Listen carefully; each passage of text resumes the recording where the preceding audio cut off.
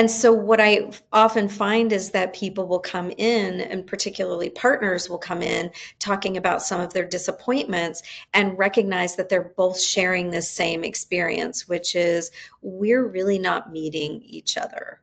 Mm. Right? Hmm. And one person will, this is a common script that happens. One person will say, they could go the rest of their life without ever having sex. It doesn't matter to them. They don't care about it, right? And the other partner will say, all they want is sex every time they get near me, right? They're trying to get in my pants. That's all they want to do.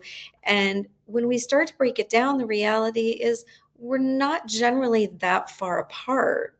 We just have covered our feelings of vulnerability about not being able to meet each other Mm. by kind of holding those rigid rules, right? So I'm going to be the person that controls sex and kind of withholds it, and you're going to be the person that obsessively pursues it. And neither one of us is really going to feel, kind of like you said, that we can stop spectating and like really show up in our bodies for each other.